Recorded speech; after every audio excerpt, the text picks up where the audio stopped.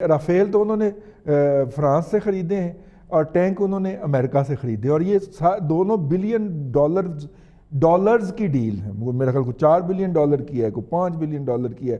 اتنی بڑی ڈیل ہے. اور ابھی جو انہوں نے معراج 2008 سے بند کر کے رکھے ہوئے ہیں نا جی، پیک کر دیے ہیں، کیونکہ ان کے جب تک وہ تبدیل نہیں ہوتے انجن وہ چل نہیں سکتے، اور انجن جو تبدیل ہونے ہیں وہ کم از کم $5 سے $6 ارب کی مالیت کا سودا ہے. تو ظاہر ہے کسی نہ کسی نے تو لینا ہے نا جی. بھٹی صاحب آپ کے کزنز کیا سوچ رہے ہیں؟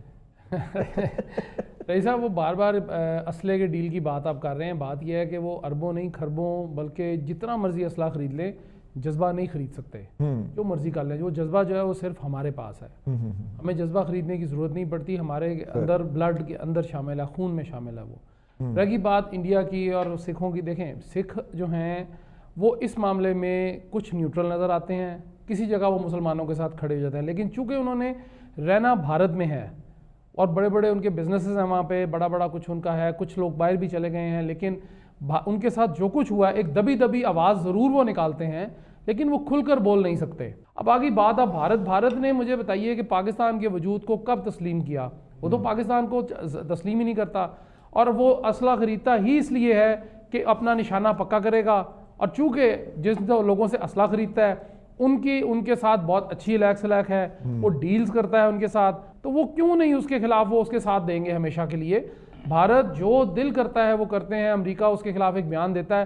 رپورٹیں رئیس صاحب کب نہیں آئیں؟ 1947 سے لے لیں، آپ کی جو یونائٹڈ نیشنز میں سیکورٹی کونسل میں رپورٹس پڑھی ہیں، اس کے بعد جو قراردادیں پڑھی ہیں اقوام متحدہ کے پاس، وہ کدھر ہیں؟ وہ کیوں نہیں امپلیمنٹ ہوتی؟ ہم کیوں اس کے اوپر آواز اٹھاتے ہیں؟ پھر ہم ہر روز پھر بیٹھ جاتے ہیں. پھر وہ آپ نے دیکھا ہوگا کہ ایک وہ کمیشن جاتا ہے، وہ یونائٹڈ نیشنز کے دفتر میں جا کے وہ یادداشت پیش کر کے واپس آ جاتے ہیں. ان یادداشتوں کا کیا بنتا ہے؟ آپ ایک بات ذہن میں بٹھا لیں کہ بھارت عیار مکار دشمن ہے اور وہ رہے گا. ہم اسے دوستی نہیں کر سکتے چونکہ وہ کبھی بھی دوست کے روپ میں آیا ہی نہیں ہمارے ساتھ سامنے.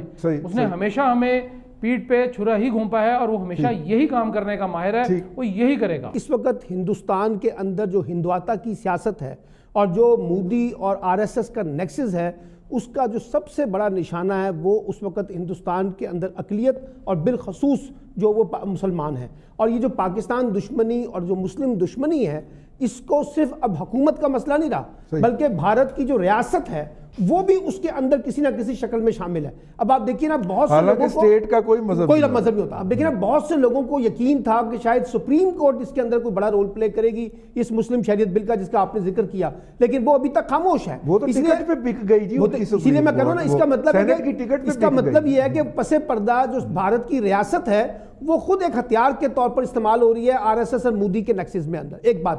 دوسری بات یہ ہے کہ دیکھیے جو اس وقت ہندوستان کے اندر کورونا کے کانٹیکس میں ایک بحران چل رہا ہے، اس کانٹیکس کو، اس معاشی بحران کو بھی منیمائز کرنے کے لیے انہوں نے یہاں پر ایک ایسا ایشو کھڑا کر دیا جو مسلم دشمنی کی بنیاد کے اوپر تھا. اور جس انداز کی پکٹوریلز اور جس قسم کی ڈاکومنٹریز، جس قسم کی خبریں آ رہی ہیں، اب وہ صرف پاکستان کہے نا تو آپ کہہ سکتے ہیں جی پاکستان ہندوستان میں کوئی دشمنی ہے، اس لیے یہ ایک دوسرے پہ الزام تراشیاں کرتے رہتے ہیں. انٹرنیشنل میڈیا چیخ کر کہہ رہا ہے کہ اس وقت ہندوستان کا رویہ اقلیتوں کے لیے سب سے بدترین ہے، بلکہ ان کے اوپر پابندیاں لگانے کی بات کی جا رہی ہے. اس میں کہا گیا کہ ان کے اوپر پابندیاں لگائی جائیں.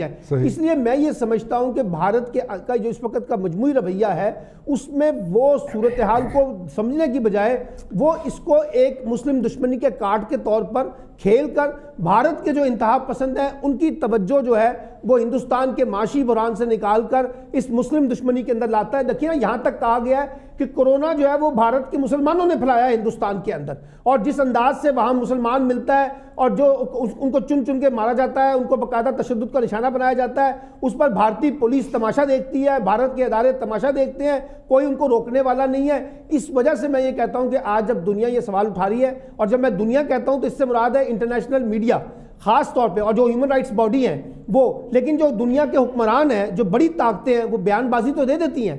اپنا ٹرمپ نے بیان دے دیا، برطانیہ نے بیان دے دیا، فرانس نے دے دیا، جرمنی نے دے دیا، لیکن وہ کوئی بڑا سخت ایکشن انڈیا کے خلاف لینے کے لیے تیار نظر نہیں آتی. اس لیے یہ جو رپورٹس ہیں یہ اس وقت تک بے معنی ہے جب تک کہ انٹرنیشنل فورسز میں بڑی طاقتیں جو ہیں وہ ہندوستان کو ایک شٹ اپ کال نہیں دیں گی، ان کے اوپر پابندیاں نہیں لگائیں گی، ان کو پابندی کی دھمکی نہیں دیں گی، اور ان کو کہیں گی کہ جناب یہ کورونا جیسے بحران ہو، کشمیر کا مسئلہ ہو، کسی اور طریقے سے مسئلہ ہو، آپ اقلیتوں کو جو نشانہ بنا رہے ہیں اس کو روکیں، ہم آپ کو مانیٹر کر رہے ہیں، اور اس کی باقاعدہ آپ کو یاد ہے رضوان عزیز صاحب، وہ جو بی بی سی کی رپورٹر تھی جس نے مقبوضہ کشمیر کے اندر ساری ڈاکومنٹری کی، اس کو پھر کس طرح سے بھارت کی حکومت نے تنقید کا نشانہ بنایا کہ یہ یہاں کے آ کے اس طرح کی رپورٹیں ایکسپوز کرتے ہیں بھارت کے کریکٹر کو. تو اس لیے میں یہ سمجھتا ہوں کہ اس رپورٹ کو اگر آپ ڈیٹیل پڑھیں تو یہ ایک بہت بڑی چارج شیٹ ہے، اور اس میں جو امپورٹنٹ بات ہے، پاکستان میں بھی اقلیتوں کے بارے میں بہت سے سوالات ہندوستان اٹھاتا ہے، دنیا اٹھاتی ہے، لیکن یہاں پر کہا گیا اس رپورٹ کے اندر کہ پاکستان نے پچھلے چند عرصے میں جو سٹیپس لیے ہیں اقلیتوں کے حوالے سے